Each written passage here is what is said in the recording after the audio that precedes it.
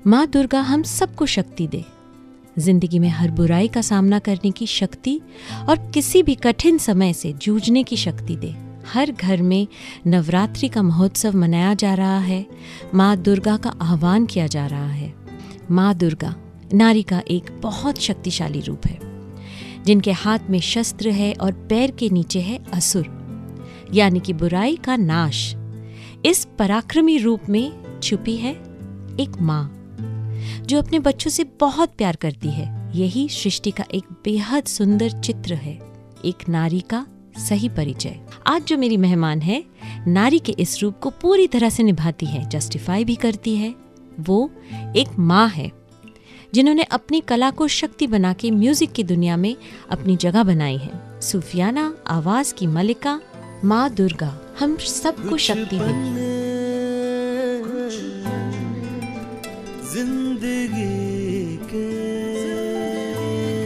Welcome Kavita ji on कुछ पन्ने जिंदगी के with Madhurima Nigam only on 92.7 big FM. Thank you so much. So Kavita ji, हम शुरू करते हैं आपके बचपन से, जो आपने बरेली में बिताया। मैं जब भी बरेली नाम सुनती हूँ मुझे वो गाना याद आता है, झुमका गिरा। विजुअलाइजेशन बस वहीं तक है। तो आप हमें बताइए बरेली के बारे में। बॉलीवुड का बहुत बड़ा हाथ है, मुझे लगता है हर शहर पे गाने होने चाहिए। हाँ, मैं तो हमेशा कहती हूँ कि हमारे इंडस्ट्री में हर सिचुएशन, हर जगह, हर इमोशन, कुछ ना कुछ उस पे गाना बन ही जाता है। और आजकल तो और चीज़ों पे भी गाने बन जाते हैं। हाँ। तो बताइए आप। जी। इवन मैं जब बाहर टूर पे जाती हूँ अपने कॉन्सर्ट्स के लिए, तो उसमें भी ये होता है, क्योंकि बरेली एक छोटा सा शहर है, तो सबको यही बताना पड़ता है कि झुमका गिरा रे बरेली के। अच्छा, वो वाले बरेली से हैं आप। तो जो अपना इंट्रोडक्शन इस तरीके से देना पड़ता है। कुछ पन्ने जिंदगी के। कैसा रहा आपका बचपन बरेली में? बहुत ही अच्छा रहा। मैं एक बहुत साधारण मिडिल क्लास फैमिली से बिलोंग करती हूँ। मेरे फादर बैंक में जॉब करते हैं। दीवानगी रही बचपन से ही म्यूज़िक को लेकर के। मैं कई बार सोचती हूँ, मुझे लगता है कि कोई पिछले जन्म में कुछ अतृप्त आत्मा रह गई होगी म्यूज़िक की, जब मेरे शरीर में आई है। और पागलपन की हद तक जो बोलते हैं, हाँ, उस तरीके से दीवानापन था। मेरे फादर मुझे दरगाहों पर लेके जाते थे बरेली में। खानकाही न्याज़िया जो बीज थे वो उस वक्त जहन में पड़ चुके थे सूफ़ी म्यूज़िक के। लेकिन मैंने काफ़ी चीज़ें ट्राई की। गज़ल्स गाती थी, फोक भी गाया, और मॉडर्न सॉन्ग्स जो कहते हैं वो सारी चीज़ें ट्राई की। लेकिन एक छटपटाहट हमेशा रही कि उस वक्त जब मुझे कोई नहीं जानता था, दिल्ली में जब थी, तो एक म्यूज़िक डायरेक्टर थे ज्वाला प्रसाद जी, कुछ लिरिक्स लिख करके दी और कहा कि ये गाना है। तो उसमें ऐसा था कुछ, आजा होठों से लगा लूँ बाहों में छुपा लूँ टाइप का ना। मैंने कहा I am not comfortable to sing these lines. तो बोले तुम्हारी औकात क्या है जो तुम इस तरीके से बात कर रही हो? मैंने कहा औकात की बात नहीं है, मैं नहीं हूँ comfortable. From that day I decided कि मुझे कुछ भी रबिश कुछ नहीं गाना है। जो भी और जो मुझे पोइट्री अपील करती है मैं सिर्फ वही गाऊंगी। और बल्कि जब मैं घर आई, मैंने हस्बैंड से शेयर किया कि ऐसे ऐसे उन्होंने बोला, लेकिन मैं उनको मना करके आ गई। तो वो खुश हुए, बोले ठीक है, जो तेरा दिल करता है वो करो, क्योंकि जिस चीज़ के साथ आप कंफर्टेबल नहीं हो वो ना उस चीज़ के साथ न्याय होगा ना आप खुद के साथ कर पाओगे। घर पे बहुत ज़्यादा मुझे सपोर्ट मिला। एज पेरेंट्स भी, आफ्टर मैरिज मेरे हस्बैंड ने भी बहुत सपोर्ट किया। तो इस मामले में मैं कहूँगी कि आई एम वेरी लकी। और जिस तरीके से मैंने चाहा वैसे मोल्ड किया। कुछ पन्ने जिंदगी के। मैं दिल्ली में थी या बरेली में थी, तो एक सपना था कि म्यूज़िक इंडस्ट्री में कुछ करना या फिल्मों में गाने गाना, ये सारी चीज़ें एक बिल्कुल ड्रीम जैसी लगती थी।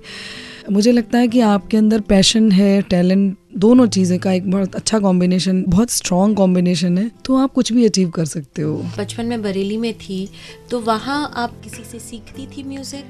जी, मैंने एनडी शर्मा जी से तालीम ली, ग्वालियर घराने के उस्ताद थे, उनसे सीखा कुछ। काफ़ी सारे आर्टिस्टों से मिलती तो उनका ऐसा होता है कि ना मैं इस घराने से हूँ, उस घराने से हूँ, जैसे बोलते हैं। मैं किसी को फॉलो नहीं करती हूँ, सिर्फ अपने दिल को फॉलो करती हूँ, और जिसकी जो भी चीज़ अच्छी लगती है मैं उनसे सीख लेती हूँ। दिल्ली घराने के उस्ताद इकबाल अहमद खान साहब से सीखा, एक डीपी सर हैं इलाहाबाद यूनिवर्सिटी में, उनसे सीखा। गंधर्व महाविद्यालय में विनोद जी एंड अहमद हुसैन मोहम्मद हुसैन साहब, उनसे भी कुछ गज़लों के लिए सीखेंगे हाँ, अपने क्योंकि आप को, हर हाँ। घराने की अपनी खुशबू अलग है। Right. नुसरत साहब को सुनती हूँ, जगजीत जी को सुनती हूँ, सोनू जी को सुनती हूँ, उनकी बहुत बड़ी फ़ैन हूँ। किसी बच्चे की कोई छोटी सी चीज़ अच्छी लगती है तो मैं उसको भी कोशिश करती हूँ। कुदरत ने सबको कुछ ना कुछ बेहतरीन चीज़ों से नवाजा है, तो हम जो भी चीज़ लर्न कर लें तो बेहतर है। तू प्यार का सागर है, तू प्यार का सागर है, तेरी एक बूंद के प्यासे हम, तेरी एक बूंद के प्यासे हम, लौटा जो दिया तूने, लौटा जो दिया तूने, चले जाएंगे जहाँ से हम, चले जाएंगे जहाँ से हम, तू प्यार का सागर है। आज जो मेरी मेहमान है सूफियानी आवाज की मलिका कविता सेठ। कुछ पन्ने जिंदगी के। आप जब बरेली में थी तो आप दरगाह में बहुत परफॉर्म करती थी, तो कभी ऐसा नहीं हुआ कि आप हिंदू घर को बिलोंग करती हैं और दरगाह में गा रही हैं? बरेली शहर जो है वो एक मिसाल दी जाती थी उस शहर की कि वहाँ के लोग बहुत शांति प्रिय हैं, और कभी भी ऐसा नहीं आया ना मेरे पेरेंट्स के जहन में, नहीं तो वो मुझे लेके नहीं जाते। ये सारी चीज़ें पॉलिटिकली ज़्यादा वो होती हैं, अदरवाइज हर इंसान खुश रहना चाहता है और एक शांति प्रिय ज़िंदगी जीना चाहता है। That is more important rather than कि मैं हिंदू हूँ तो मैं ये नहीं गाऊंगी। इवन मेरे पेरेंट्स भी कई बार कहते हैं कि लगता है तुम पिछले जन्म में कहीं उधर मिडिल ईस्ट में पैदा हुई होगी, तुम यहाँ इंडिया आ गई। मैंने कहा रूमी को मैं बहुत फॉलो करती हूँ, मैंने कहा शायद कुछ उनके साथ कनेक्शन रहा होगा। बोले जाओ इंडिया में जाकर के सूफिज्म फैलाओ।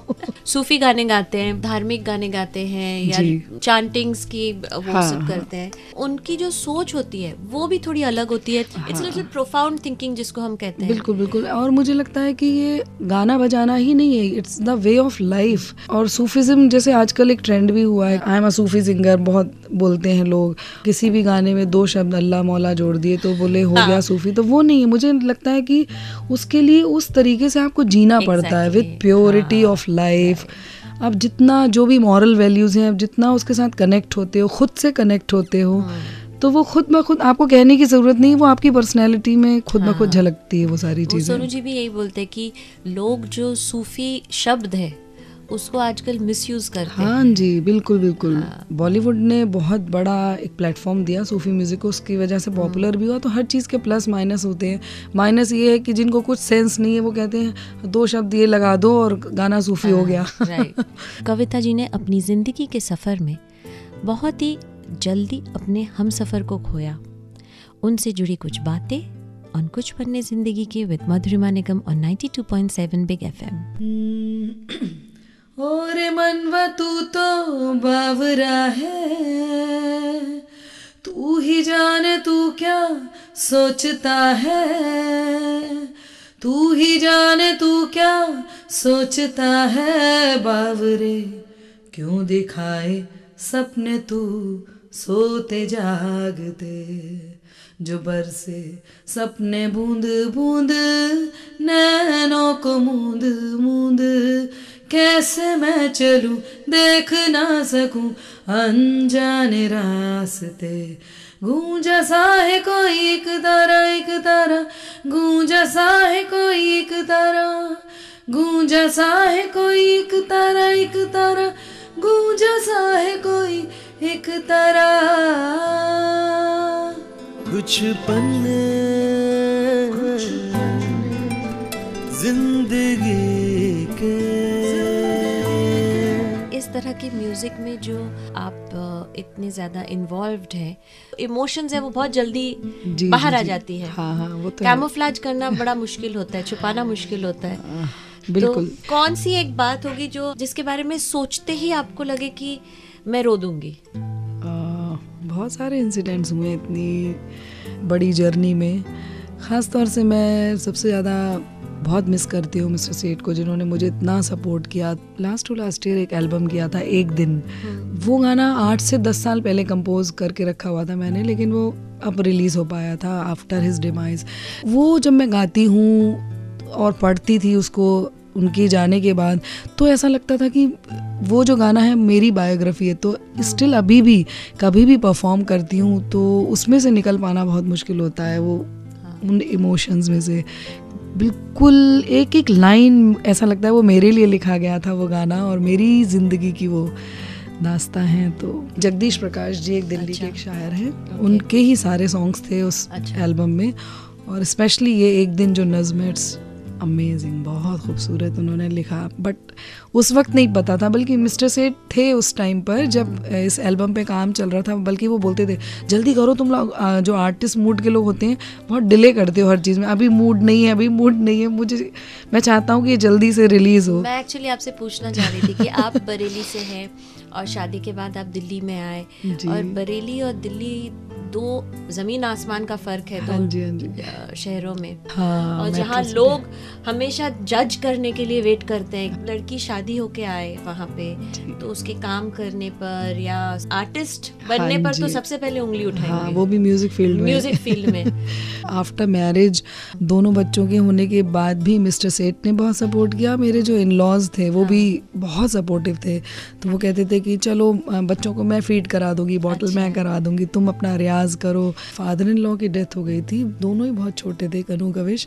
2 दिन के बाद मैं म्यूजिक में एमए कर रही थी दिल्ली गंधर्व महाविद्यालय से, तो मेरा एग्जाम था, जाना ही पड़ेगा, आपको सारे रियाज करना 50-60 रागाज एंड ऑल।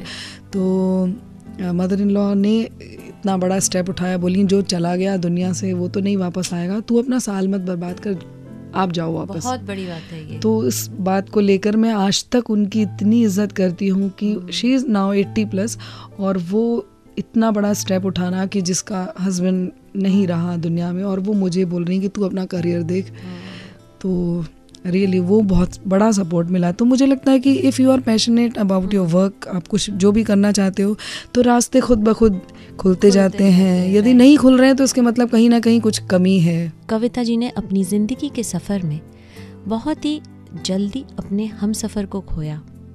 उनसे जुड़ी कुछ बातें और कुछ पन्ने ज़िंदगी के विद मधुरिमा निगम और 92.7 बिग FM। एक प्यार का नगमा है, मौजों की रवानी है, जिंदगी और कुछ भी नहीं, तेरी मेरी कहानी है, एक प्यार का नगमा है। आज जो मेरी मेहमान है एक माँ है, अपनी कला को शक्ति बना के म्यूजिक की दुनिया में अपनी जगह बनाई हुई है। सूफियानी आवाज की मालिका कविता सेठ। कुछ पन्ने जिंदगी के। हर औरत के लिए शादी के बाद वही सबसे बड़ी पहचान होती है। पहले हमारे माँ बाप होते हैं, उसके बाद हस्बैंड होते हैं, और एक हस्बैंड का रहना बहुत बड़ा सपोर्ट होता है। आपने तो बहुत कम उम्र में उनको खोया है, जब आपके बच्चे भी बहुत छोटे थे।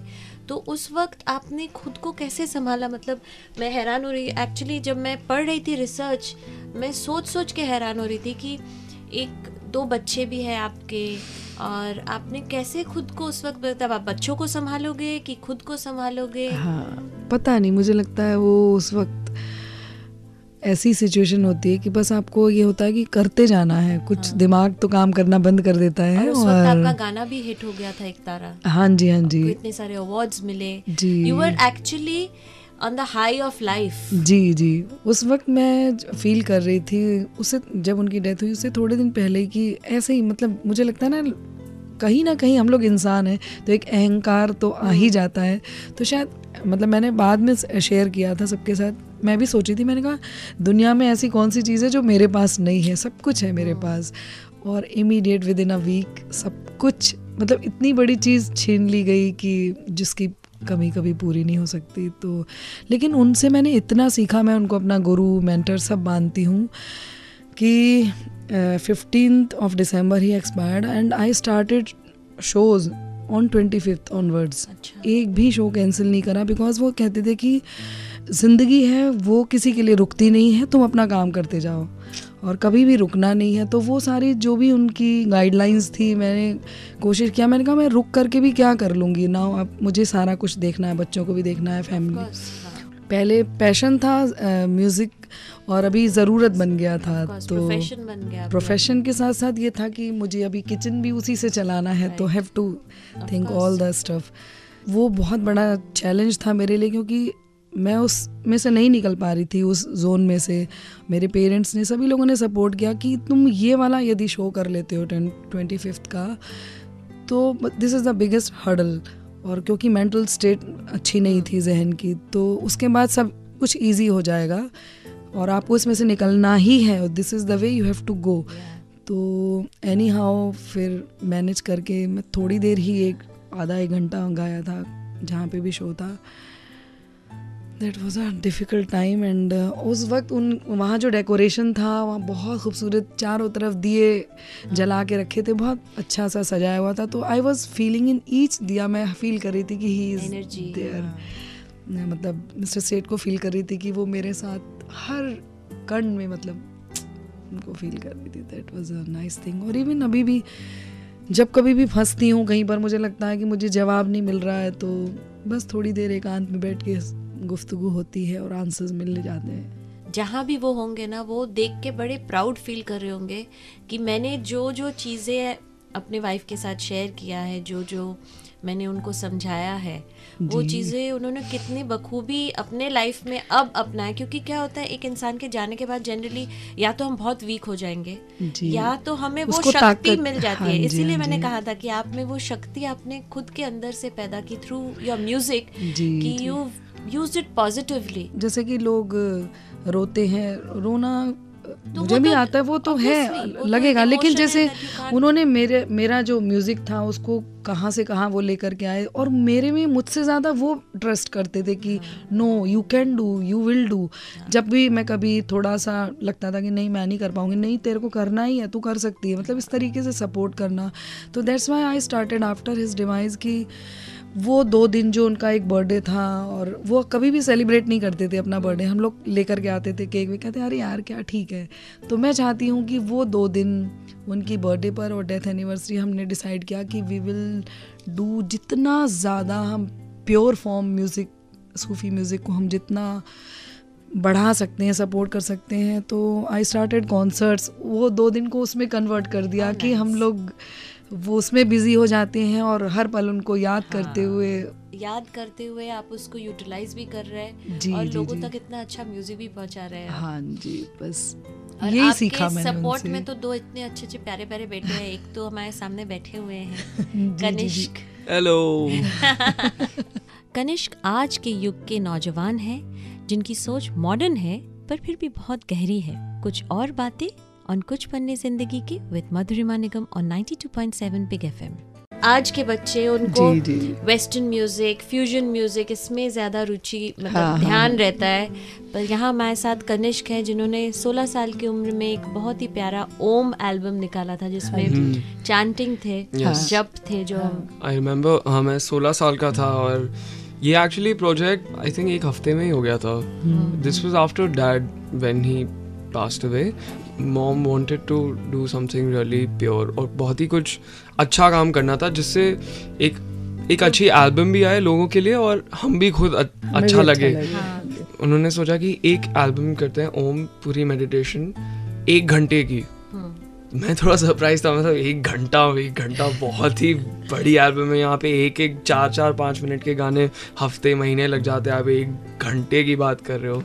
बट सरप्राइजिंगली बहुत ही जल्दी हो गया था वो। अच्छी चीजें जल्दी होती हैं उनमें वक्त नहीं लगता है। पूरा 1 घंटा उसको गाया, ये नहीं कि कट चप रिकॉर्ड किया था। फ्लूट प्लेयर आए थे, उन्होंने पूरा 1 घंटा बजाया था। सो बट बाद में हम लोगों ने इसको आनंदोत्सव में रिलीज किया था। हाँ यस, डैडी के फर्स्ट आनंदोत्सव में रिलीज किया था।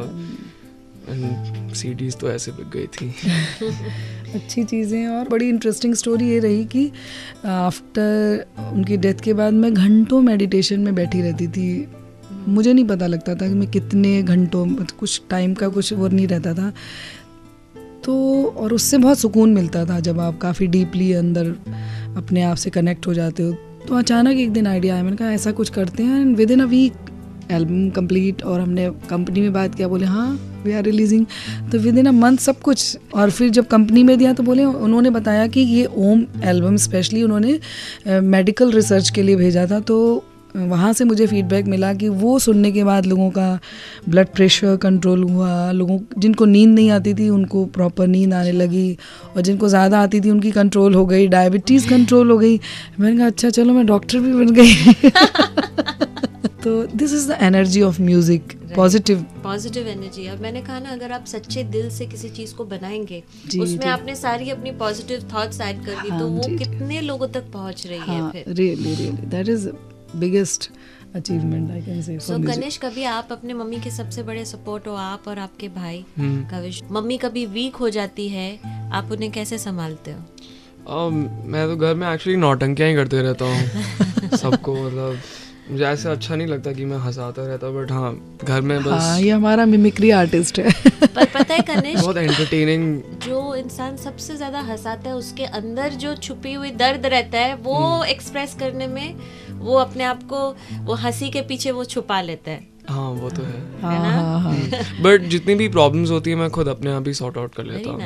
I sit alone, may be मैं सोचता हूँ कि मैं कहाँ गलत हो गया, एंड लोग शेयर इसलिए करते हैं क्योंकि तब उनके पास कोई जवाब नहीं होता कि मैं इसे कैसे सॉल्व करूं। बट आप थोड़ा सोचो, अपने पास बैठो कि इसे कैसे सॉल्व कर सकते हैं, मैं इस चीज़ में गलत हूँ, क्या पॉसिबली इसका आंसर हो सकता है, तो आ जाता है अपने आप बैठ के। बहुत जल्दी इंडिपेंडेंट हो गया ये। नहीं हो, अच्छी बात है, ऐसे माहौल में जल्दी मैच्योर भी हो जाते हैं। हाँ एक्चुअली, मतलब आफ्टर मिस्टर सेठ's डेथ ये दोनों उम्र के हिसाब से नहीं, लेकिन मेंटली इतनी जल्दी मैच्योर हो गए कि रिस्पॉन्सिबिलिटी समझना। अदरवाइज तो ये होता था कि हम दोनों ही भागते रहते थे। मैं और मेरा भाई, हम दोनों इतने डिपेंडेंट थे अपने पेरेंट्स पे। मतलब एक्चुअली छोटे भी थे उस वक्त, but mentally also we were like. हाँ, मैं कितना ज़्यादा सोचता था कि मैं 20 साल का हो जाऊंगा या 20-21 का हो जाऊंगा, डैड कुछ ना कुछ तो कर देंगे अगर मैं फेल होता भी हूँ। But now everything is like no, you have to do everything, सब कुछ तुम्हें ही करना है। मैं एक्चुअली कई बार डर जाता हूँ कि मैं कुछ नहीं कर पाया अकेले, बट फिर वो वापस आ जाता है कि हाँ, you will do it, don't worry. Kavita Seth ji की जिंदगी की कुछ और पन्ने पलटेंगे कुछ ही देर में with Madhurima Nigam on 92.7 big FM। बदल रहा है जो शब सहर में, खुदा वही है, खुदा वही है, खुदा वही है, खुदा वही है जिसका जलवा नजर नजर में, खुदा वही है, खुदा वही है, खुदा वही है, खुदा वही है। नमस्कार, मैं हूँ कविता सेठ और आप मुझे सुन रहे हैं 92.7 बिग FM पर कुछ पन्ने जिंदगी के, आपके साथ कुछ पन्ने जिंदगी के। आजकल के जो बच्चे हैं वो ज्यादा कमिटेड है अपने रिलेशनशिप्स में, बिकॉज वो कंफ्यूज्ड नहीं है। उनको पता है कि हमें ये चाहिए, हमें ये नहीं चाहिए, विच इज वेरी नाइस। और अगर नहीं साथ रहना है तो नहीं साथ रहना है, वो नहीं कि उस चक्रव्यूह में फंसे पड़े रहते हैं। हाँ, खुद भी दुखी, दूसरों को भी दुखी करें। कॉम्प्रोमाइज नहीं करना पड़ता है कि मतलब मैं इसलिए नहीं छोड़ सकता क्योंकि तुम्हारे इन लॉज या फलाना ढिमकाना जो भी उसका रहेगा। Super, thank you Kavita ji, बहुत मजा आया क्योंकि Really? आज पहली बार मेरे साथ दो जन ऐसे बैठे हैं जो अलग अलग जनरेशन के हैं, सोच अलग है, इस तरह से मुझे भी मजा आया। मुझे कनू के काफी सारे पॉइंट ऑफ व्यूज पता चले। मम्मी पूछेंगे तुमने मुझे क्यों नहीं बताया बेटा। नहीं नहीं नहीं नहीं, मुझे छुपाया मत करो कुछ भी। बहुत मजा आया कविता जी। जाने के पहले मुझे अपने पसंदीदे जरूर 2 लाइन गुनगुना हाँ देते हाँ ना। न तुम हमें जानो न हम तुम्हें जाने, मगर लगता है कुछ ऐसा मेरा हमदम मिल गया,